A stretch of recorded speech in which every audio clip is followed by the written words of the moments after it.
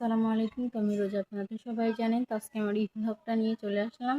তো আশা করি আপনার কাছে হ্যালো গাইস, আসসালামু আলাইকুম। তো গাইস আমি অবশেষে কিন্তু আজকে আমার ঈদ ব্লগটা নিয়ে চলে আসলাম। তো গাইস এটা হচ্ছে কিন্তু আমাদের বেলকনি। তো এখান থেকে আমি ভাবলাম কি যে গাছের কি একটু ভিডিও করি। এখানকার একটু ভিউটা অনেক সুন্দর ছিল। আর এই যে গাছ দেখেন এগুলো কিন্তু আর কি নারিকেল পাড়ছিল। তো এটা কিন্তু আর কি ঈদের আগের দিনকার আর কি ব্লগ। তো গাছ দেখেন, তো এটা আর কি সামুদ্রিক একটা মাছ আনছিল, তাই একটা ভিডিও করছি।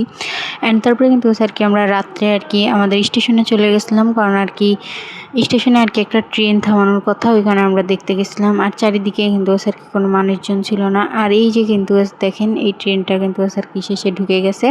তো জাস্ট দেখেন মানে আর কি ট্রেনের একদম উপরে নিচ মানে সব জায়গাতে লোক, মানে আর কি মানে সব একদম কিন্তু আর কি বুক ছিল। তো দেখতে তো পারতেছেন। তো জাস্ট খালি দেখেন মানে আর কি ট্রেনটার কি একটা অবস্থা, মানে লোকজন একদম আর কি ভরা ট্রেনের মধ্যে। তো যদিও বা এই ট্রেনটা যদি একটু দিনের বেলায় যদি আসতো তাহলে ভালো করে মানে ভিডিওটা ভালো করে আমরা দেখাতে পারতাম। তো গাইস দেন তারপরে এটা কিন্তু আর কি ঈদের দিন। তো ঈদের দিনকে কিন্তু আর কি এটা আমাদের গরু ছিল। তো এই যে গাইস দেন দেখেন কত সুন্দর আর কি গরুটা। তো তারপরে কিন্তু আর কি এখানে মাংস ভাগ করতেছিল। আমি ভাবলাম যে এখান থেকে একটা নয় ছোট্ট একটা ভ্লগ করে নিই। তো এই কারণেই কিন্তু আর কি আমি ভ্লগটা করছিলাম। তো জাস্ট খালি দেখেন মানে এখানে আর কি কতগুলো মাংস হয়েছিল। তো যাই হোক, আমি এখানে ভাবলাম কি যে এই ভ্লগটা নয় আপনার সঙ্গে একটু শেয়ার করি, ওই কারণে আমি এখানে কিন্তু আর কি সুন্দরভাবে শেয়ার করছি। তো গাছ দেখেন মানে কতগুলো আর কি মাংস ছিল, আর এখানে এখন মাংসগুলো আর কি মাপামাপি করতেছিল। তো এই যে গাছ দেখেন এই যে এখানে মাপতেছিল, আর এই যে এখানে আর কি গরুর আর কি মগজ একটু দিছিল। তো তারপরে কিন্তু আর কি এই যে গরুর মাংস রানছিল, তো ওটাকে আমি ভ্লগ করছি। বাট এই এক মানে এই বড় কড়াই এক কড়াই করছিল আর কি গরুর মাংস, বাট আমি শেষে যে একদম ভিডিও করছি মানে খাওয়া দাওয়া শেষে।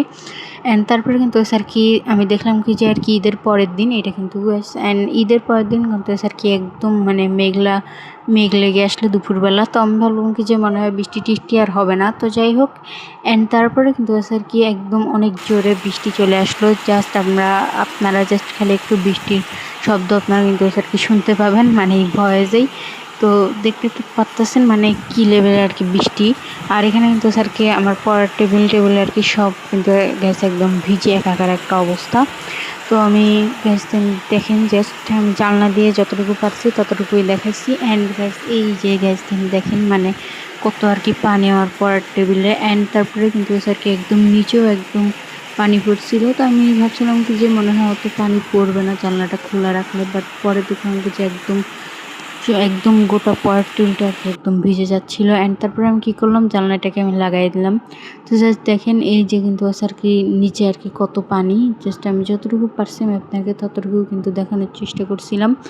তারপরে ভাবলাম যে একটু বাইরে যাই। তারপরে বাইরে যাই দেখলাম কি যে বাইরের অবস্থা আরও বেশি খারাপ একটা অবস্থা, মানে এখানে আর কি মিনি কক্সবাজার হয়ে গেছে। তো আপনারা যদি আমার এই আর কি মিনি কক্সবাজার এই ব্লগটা যদি আপনারা দেখতে চান তাহলে অবশ্যই আমার ফেসবুক পেজে যা দেখে আসতে পারেন। তো গাইস দেখেন জাস্ট মানে একদম রাস্তার অবস্থা একদম আর কি খুবই খারাপ, মানে রাস্তা একদম পানি জমে অবস্থা একবারেই কিন্তু আর কি একটা খারাপ একটা অবস্থা। তো আমি এখানে কিন্তু আর কি একদম ভিডিওটা করলাম। তারপরে আর কি ভিডিও করে আসতেই দেখলাম যে কারেন্ট চলে গেছে। তারপরে আমি কী করলাম, আমি এখানে কিন্তু আর কি মানে আমি এখানে আর কি পাখা দিয়ে বাতাস খাচ্ছিলাম। তো টাটা বাই বাই।